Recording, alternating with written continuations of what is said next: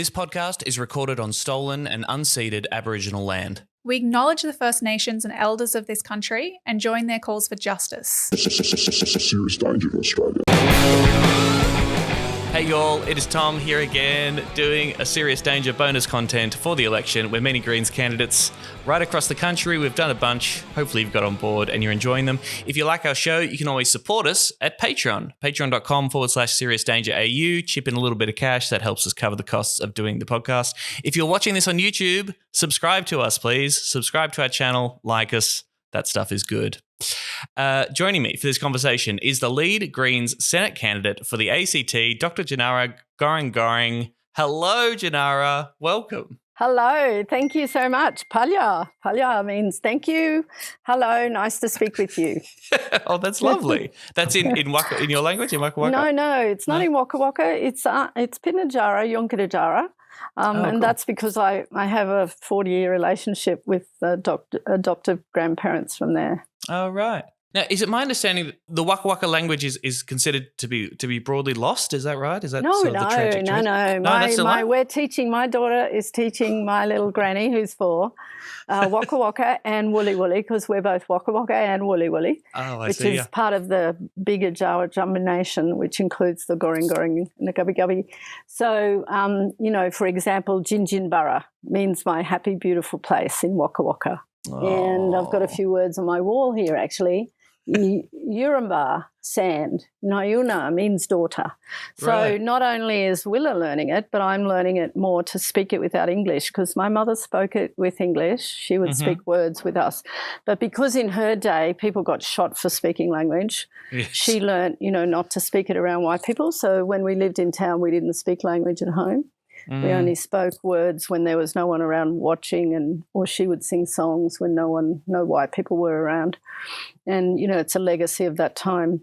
So at home on my daughter's wall, she's painted 2 big chalkboard walls in her living room, and her and Willa draw the Waka Waka and Woolly Woolly language on the chalkboard in rainbows and suns, and she writes the words next to them so little 4-year-old Willa can learn our language without having to learn it with English. Yeah. Oh, that's awesome. That is great to know. Yeah, that is it's good not news. Lost. It was recorded.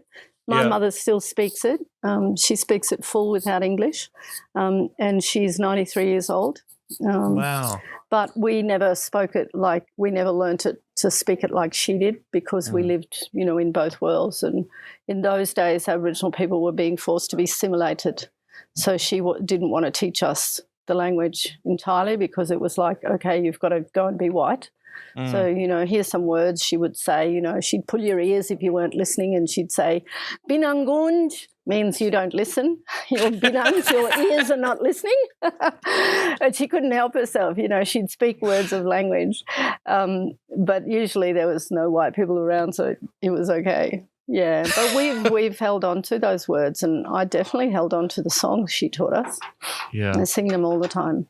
Yeah, that's extraordinary. And again, just a reminder that, of course, people who are alive today, like this is not ancient history shit or whatever, like people who are alive today live through a period in which they were legally forbidden or punished for speaking their language on their own country. Like crazy. Yeah. And, people don't realise it. Like, it still shocked me the day that native title was given in the High Court, or native title was decided in legislation, I mean. And we said to my mother, I went to visit her and I said, hey, Mum, you can claim grandfather's land now, her grandfather's land that she grew up on with him. And she said, whose permission do I have to ask for that? Yes. And I was so shocked. My heart just sort of caved in. And I said, Mum, you don't have to ask anybody's permission. This is your right. And now we got it back. 25 years later, the Waka Waka consent determination just got passed in April. Oh, wow. So now she's the oldest traditional owner living, actually, in Waka Waka. Right. No, in Waka Waka. Amazing. Well, it is a pleasure to meet you. I've admired you from afar, and I'm very excited that you are the Greens lead Senate candidate for the ACT, the most progressive jurisdiction in the whole country, I think it's fair to say. Apparently we are. And sometimes I sit back like a black woman does and go, interesting, this culture. Interesting the way they think they're so progressive. But it's true in terms of the greater, broader things. Sure. It is a very progressive jurisdiction in terms of, I suppose, what they've done in government, particularly what they've done in climate policy. But it's also progressive in the way people are, probably because it is Canberra and there's lots of well-educated middle-class people who work for the government. Yes. There's a lot of people who come here from other countries, from other places, so it creates this demographic that is quite like that. And I would say that it's always been a Labor town in lots of ways at a local level. It's always had very strong local ALP values, and the ALP Senate seat is always very safe. It has been forever since they created them. The Liberal seat used to be safe, but it's not so much anymore. And I think that reflects the value system and the thinking of people in the ACT. I would say the Greens are very progressive here. That's one thing I should say. Because I've been involved at a national level, I think it's because they're small and they can think innovatively, creatively. They talk to each other a lot. And it's a small group of people, so it's always easy when you've got a small group of people to come up with ideas and create those ideas together. So I think it's progressive in that way. They're not frightened of doing something innovative and creative and stepping out of the box, which is what I love about the Greens in the ACT. Because then they're not frightened of black fellas. Some of them are, but they're not frightened of black fellas. You know, a lot of white people are frightened of us, and it's like, you don't have to be. And you are very scary, Tjanara. You are freaking me out, man. Look at you. You're just terrifying. I'm a little old granny. Isn't that what mobsters and granny mothers say about the I'm a little old granny. You little granny. You're a sweetheart. No, I think people will be able to tell, and from this conversation, that there's nothing to be scared of at all about Tjanara Goreng Goreng. You can be excited. So I want to talk a little bit about the race in a sec, but let's focus on you. You are an academic, a unionist, a former public servant. You're a proud grandmother, as we touched on. You were a public sector whistleblower, and I heard that this decision to go public in the public interest on a certain issue, drove you to bankruptcy, ended your career in the public service. Can you tell me more about what happened there? What went down? Well, I certainly didn't think that was going to happen. Yeah. And I certainly didn't think at the time, like, when you're a public servant, you sign a code of conduct, and I've been one since 1978 at the time, and this is 2007. I had a few years out in academia, but I'd come back. And I remember the day I actually made the decision. I was in Mutijulu, and I didn't actually know that there were things already going on in my government department where people were saying, has she leaked confidential information? Has she done this? Has she done that? So people were apparently talking about me in the background and doing things in the background behind my back with the minister and other people that I didn't even know about whilst I was in this remote community talking to these people. And then when I get back to the office, I discovered that really funny stuff, like my keys wouldn't work. I couldn't get in the building. My car, I couldn't get into the garage under the building. It was just the weird things. I couldn't get into my office. The security people were like, I don't know why it doesn't work. And, of course, someone in security, they all knew why it wasn't working because they'd already started investigating me before I'd done anything at all. So I hadn't done anything. They'd already decided I was going to do it. But anyway, the day that it did happen, I do remember quite strongly because I'd had a conversation with a woman in Mutijulu where I was, and this person was known to me. And, she asked me a question about what was going on. And, I'm a very open, honest person with my community. And I just said, look, this is what I know and this is what I've seen. But, like, if I tell you this and I tell anyone else, our lives are finished. Your life is finished. My life is finished. We're going to get into trouble with the government, with the police, with everybody, and we shouldn't. We got to decide if this is what we're really going to do here. And it just in that split second of a moment, it's like your value systems and your morality kicks in. So, and Tjanara, sorry to interrupt, but are you able to tell me now what you blew the whistle on, like what the issue is here? Yeah. Well, it was simply that I'd seen two emails. I'd seen an email from my boss, who I knew was up to no good anyway, with the minister at the time because we were watching it in the office and we were just like gobsmacked. And I'd seen an email where he had lied about something that had happened in Mutijulu, and it was in this email that was going to the minister's office and to the Northern Territory Government Chief Minister's office about violence in the community and about what he had done with the police. And I knew for a fact that it was a lie because I was present and I knew what had gone on. I was actually in the situation. And so what was written in the email wasn't correct. And then the second email I'd seen was when I was back in my office in Canberra, and it was an email. Somehow I was left out of the loop deliberately because it would have been an email that was something that I should have seen as the director in charge of that particular policy, was about bringing the army into the Northern Territory to deal with sexual abuse. And I was the director of recovery from domestic violence, sexual abuse and recovery for Indigenous communities in the community engagement branch. And we had just started a national community engagement process on the minister's say-so to ask Aboriginal people, how would you like us now at a national level to deal with the report that's come out in the Northern Territory around little children are sacred? So we're in the process of doing this. We just had a consultation at Mutijulu and I had just been involved in that consultation. And then I get back to the office and I see this email and it's like, whoa, this is going to happen before we've even done what we're supposed to do. So we knew something was going on back in the minister's office that we weren't being told about. And so I just thought, well, we always talk to communities anyway, and I didn't think it was anything highly controversial at the time, but I did think it was too much. So I said to my boss, what are we doing this for? And he and the minister were up to no good, and he said, because that's what the Prime Minister wants and that's what the minister wants. And then I knew that what they were doing was not okay. So I just told my grandfather, who lived in Mutijulu, I said, they're going to bring the military into Mutijulu. You mob need to know.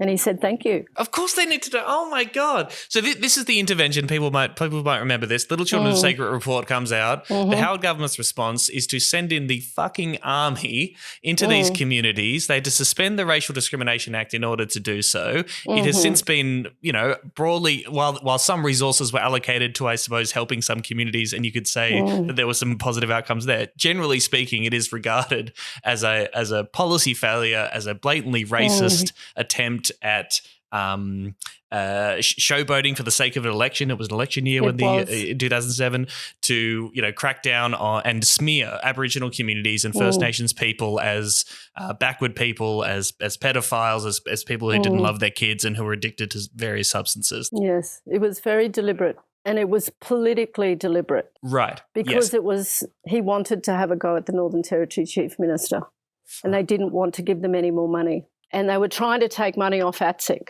for family violence. So it was all tied in. Yes. Behind the scenes. It was all a behind the scenes political decision-making process to ensure that Howard looked okay and Howard looked good for the election. And so in your department, you're engaged in a process consulting with communities as to how to respond to the Little Children of Sacred report. Then you tell your grandfather that they're going to send in the goddamn army, for God's sakes. That's all I did. That's all you did. And then what happened to you? How did they crack down on you for that? When I realised, I was sitting in the office, when I realised they were actually going to shaft me because they told me I had to get out of my office. They told me I had to go and sit in another office. They told me I couldn't do my job anymore. They told me I had to sit and write ministerials. And I'm thinking, what's going on? I'm a director of policy. Why am I going to do this? And then I'd had this meeting with HR and then they raided my house. And then I just knew they were going to do something. So I took 3 weeks leave while I thought about what I was going to do. And so then I made a decision. I think it's in my memoir now. I made a decision to give an interview to the National Indigenous Times. And this was well and truly after they'd accused me already of leaking confidential information, and I had not done it. But then I decided, what the hell? I got nothing to lose now. They've already told me I can't do my job. They've already told me I have to get out of my office. My security passes don't work anymore. Nobody in the public knows what's going on. I'm being dealt a bad blow here. Who am I going to talk to? Oh, I think I'll go and talk to my mates at the NIT. And I wanted to tell the truth because I saw a travesty of justice. Like my boss, Gregory Andrews, and Mel Bruff were actually cooking up a bunch of lies to support the intervention. So I'd seen the brief that Greg had written for the minister, which had said a whole lot of things about things that had happened in Mutijulu that weren't true. Yeah. And I had actually asked a number of people in Mutijulu that I knew who worked in the area, blackfellas, because they were culturally related to me. And they said, no, that's not right. He's got that story all back to front. He's said some things that aren't quite true. That actually happened over here, but he's saying it's happened here. Yeah. So there was this whole mix of information that got chucked into this brief that went to Mel Bruff. And if people ever watch Utopia, John Pilger actually asks Mel Bruff, were you briefed about this? And he lies. He says, no, I was not, when actually he was. So I'm not surprised he doesn't have a seat anymore. Gosh, yes, no, he was turfed out, which was a wonderful day for all of us involved. I mean, talk about corruption. Yeah, and there was that late line report too that was extremely dodgy. It was all corrupt. I couldn't, as a public servant, I couldn't work for a bunch of people who were telling lies, a government who was lying to us. You know, I'd sat in the Prime Minister's department in 2003 during the previous election and watched them lie about the Children Overboard affair. Yeah. While I was sitting in social policy at PMNC. And watching our immigration officer, you know, having to lock the door every day to hide the data machine because they were lying about what they were doing there. And Kerry O'Brien's book covers it very clearly. I read it later where he said they were doing da-da-da-da-da, and that's exactly what we were watching as public servants.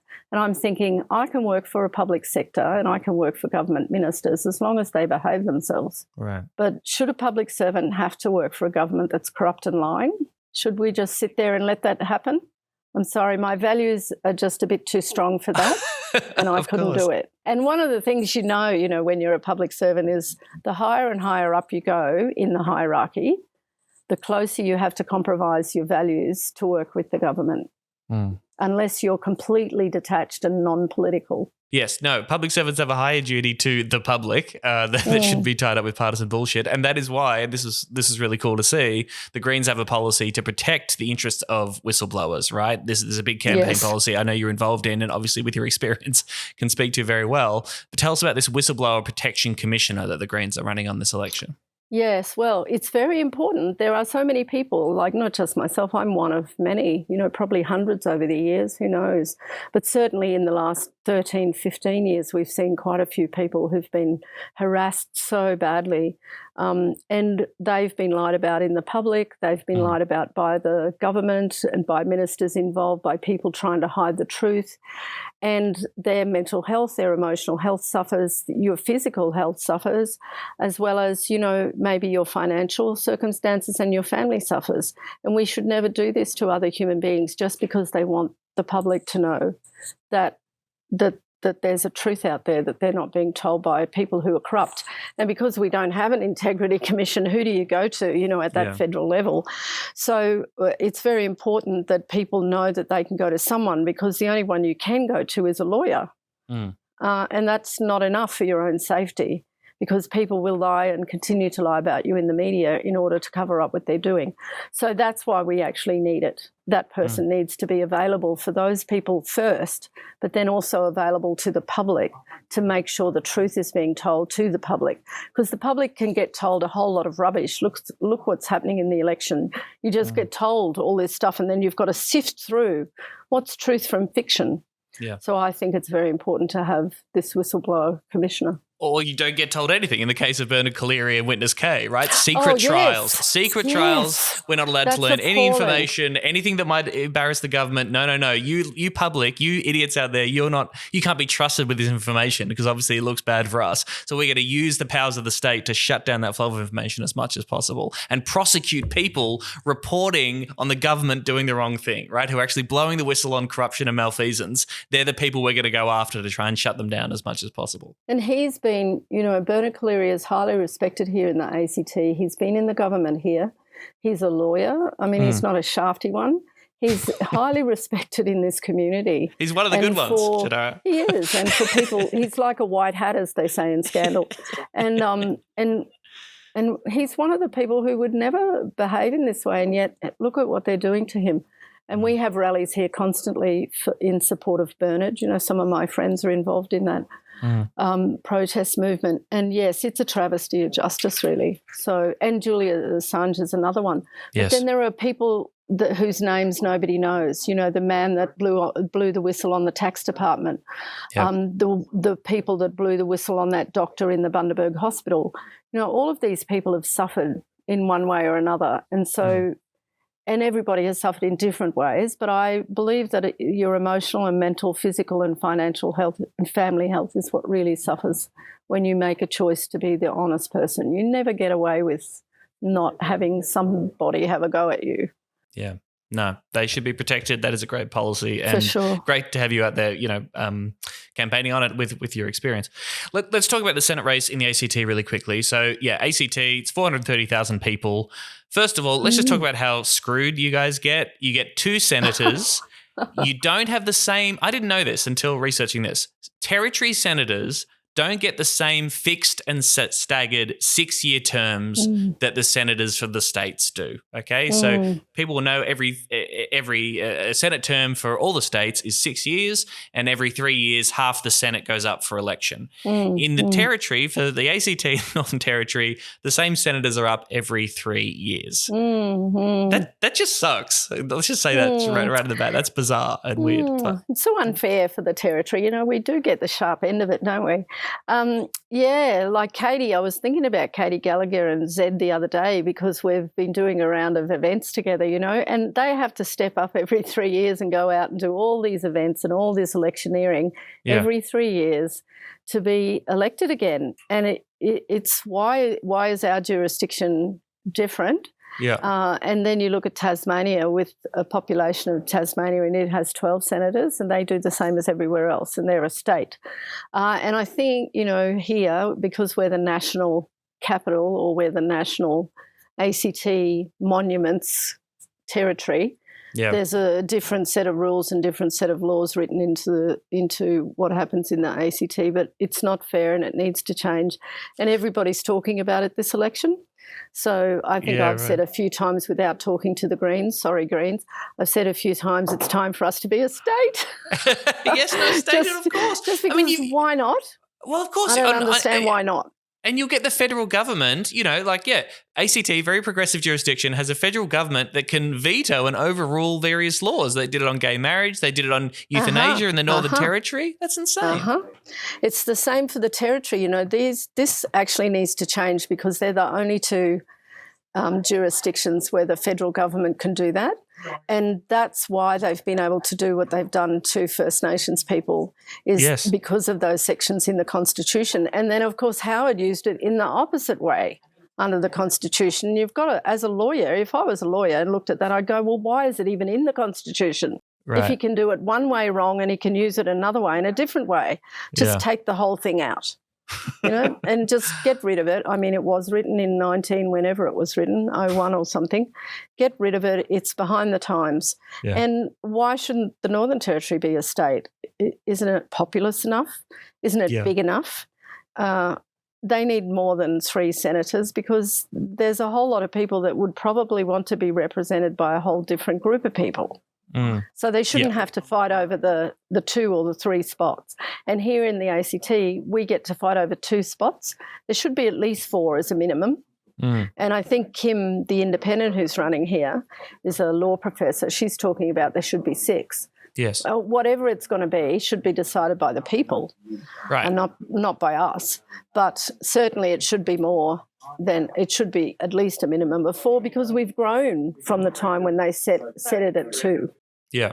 Well, it's a deficit of democracy which was embedded into the Senate from the get-go in the Constitution, right? This is supposed to be the state's house, which is supposed to sort of have some higher representation than majority rule as the lower house determines, which, all the ruling class when the Constitution was written was quite keen on making sure that the big populous states with the majorities wouldn't overrule the interests of the smaller states. But of course that just results in a deficit in democracy. It's kind of weird colonial unfairness. Yes, that whole situation, which way better than me. But all 17 elections since Territory senators were first elected in 75 have produced the same result. So there's always been one Labor senator and one Liberal senator. As you said, that's currently Labor's Katie Gallagher, who looks pretty certain of being returned. But as you were saying, the Liberal senator, Zed Seselja, looks like he could be in a little bit of trouble.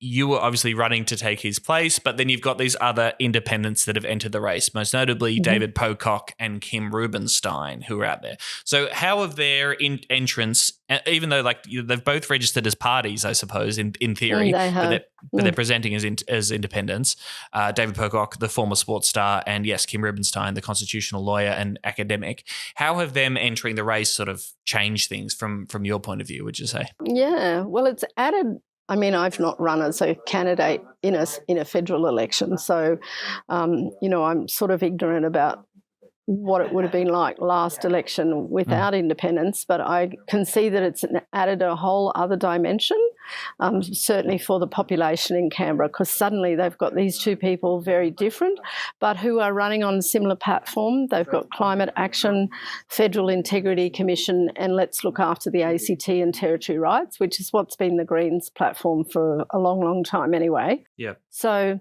some really funny things began to happen here, like this ad came out with David Pocock looking like Superman with a green T-shirt on, and they reckon Zed did it. We don't know who did it, but he complained to the AEC about it, that he was being made to look like a green when he wasn't a green, when actually their policies are, like if you just say broadly, this is my policy, then your policy is exactly like the Greens, right? If you say climate action, integrity and territory rights, it's exactly what we're saying. But they don't have any detail to their policy, which I find interesting. So what I find very interesting is that the Greens are set apart in the sense that we have very deep and broad policies, and specific in some cases policies around just about everything because of all the work we do in the Greens and the work we've done over the review of the last 3 years. And what we see with the independents is they like to talk up stuff, and they like to say, I'm going to do this and I'm going to do that. And when I get in there, I'm actually going to do this for all of you in the ACT. And I think there's a lack of understanding of how it actually works in the Senate. They talk like they're going to be House of Reps representatives. They talk like, I'm going to be there for you. I'm going to do this for you. I'm going to represent you. I'm going to walk beside you. And that's a House of Reps person's job. Whereas in the Senate, we're going into estimates committees. We're looking at legislation. We're looking at developing legislation. We're going to have to negotiate. If there's a hung parliament, the crossbench's going to have to negotiate. If the Greens don't form government, for example, with whoever's in government, then it's the crossbench. So the crossbench is going to have to negotiate. So what I find interesting with the independents is there's not a lot of deeper understanding of what it is they need to do to be a senator in the Senate. They're talking a lot about, I've got these policies, but there's nothing specific detail in the policies. And then there's a lot of platitudes around, I'm going to be there for you. I'm going to be the supportive person, vote for me. And look at me, I'm really kind and nice, and I speak nicely to you, so I'm going to be good for you. And I think, okay, that's great. And then they go on about, don't vote for parties because party machines just make you do this and make you do that, and they won't do anything for you, when actually they're lying about the Greens in the sense that they don't know about the Greens. I'll give them that. They probably don't. They're probably making assumptions that we're like the Labor Party and we're like the Liberal Party, which we're not. We're a grassroots movement where things come from bottom up, and even though we're not perfect, we at least try to consensus build, and we make decisions by consensus, and then when we can't, we do them by majority. And we have a very strong First Nations network. I don't see those independents as having any of that behind them. And if you don't have that behind them, I don't know if I could ever be a senator without all that behind me. Maybe they're capable of that, and good luck to them. But they talk a lot about this. I think they're just running with the current flavour of the year, which is the teal movement. Let's have some more independence in Parliament to keep everybody honest. Whereas actually that's not what it's about. If you're going to go to Parliament, you're going there for a good reason, to actually do some good. You're not going there to just keep the bastards honest, surely. I mean, it's interesting. We've talked about this on the podcast a fair bit, but yes, there is this sentiment that the Greens obviously buy into as well, which is the two major parties do not serve your interest, okay? And the status quo, the old parties, are out of touch and they're broken. They're institutionally broken and structurally broken, so they don't, represent people's interest and can't, put up a serious fight and take on the serious challenges that we need to address. But yes, the distinct differences between the way the Greens actually work, like from a grassroots perspective, a not, as you say, not perfect, but far more democratic internal processes within the party actually put us in a different category to Labor and Liberals and the Nationals, right? Like, but the independents want to, again, lump us in with the same sort of broken political system as a whole, which really, as you say, betrays a lack of understanding, or at least a bad faith reading of how all these various parties work and what we should be going for. I like telling people we're a participatory democracy. We at least try, because in First Nations culture, we actually do it. We had a very strong, the most purest form of democracy possible. Maybe that was because our population was smaller, but we did. We made consensus by consensus. If there was one person, one initiated person above puberty age who could not agree to a decision for the community, the decision was not made. That's pure consensus. That's not majority consensus. That's pure consensus. Yeah. You can't really do it in a big organisation with a big population because you've got to make decisions.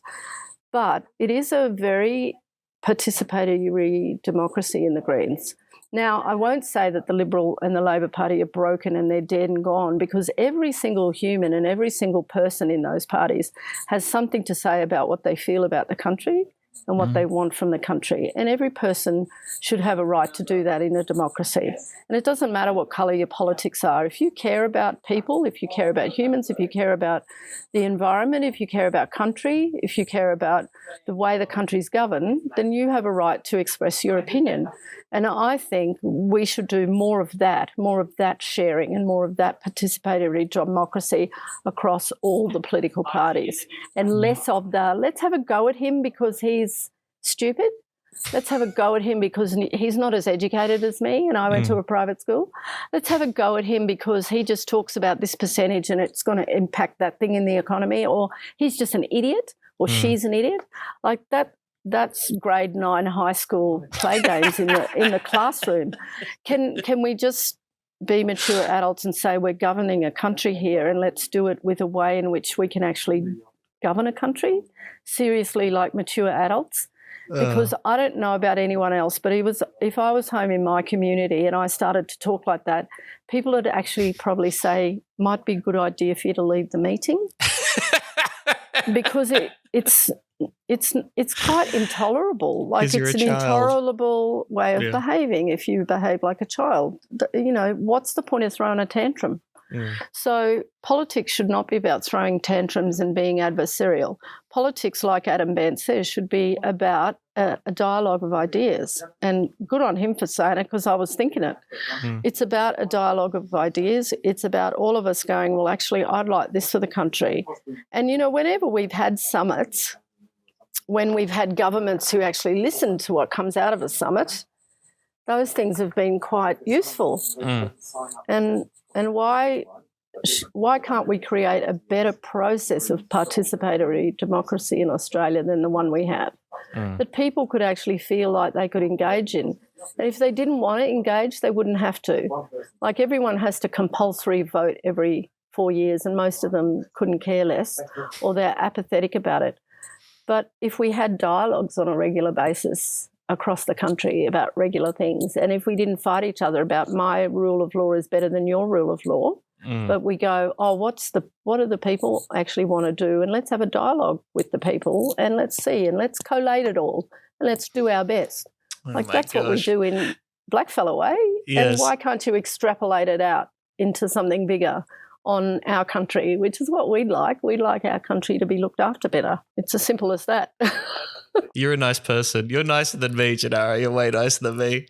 I love it. I love your vision. I wonder whether our politics could benefit from that kind of mindset, and you making everyone get along and search for good ideas. That'd be very nice. I'll just hold on to it, and maybe somebody else will come along who agrees. Yes. You never know. One person can change lots of things. Look at Nelson Mandela. Totally. Well, get Tjanara into the Senate. If this appeals to you, I know, like, people will be listening to this. It's the final week of the campaign. We're getting close to election day, and, you know, Senate races are really tough, particularly when you've got this sort of crowded field and a lot of attention on the likes of David Pocock and Kim Rubenstein. But, you know, hopefully people listening to this podcast are aware of the suite of policies, the vision for the country that the Greens Party has, and replacing Sedsa Selja, who is a social conservative whose politics I do not like, but I'm not going to denigrate him as a person. Replacing him with Dr. Tjanara Goreng Goreng would be very, very cool. We'll put a link in the show notes where you can find out more about Tjanara's campaign and help her out and help out, volunteer to hand out how to vote cards and stuff on the polling booths, that kind of thing. It all helps. But it's been a delight to talk to you and really great to meet you. And I really, I'm gunning for you. I'm wishing you the best. Thank you. Thanks, Tjanara. Cheers. We are too. Thanks a lot. Take care, Tom. Serious danger to Australia.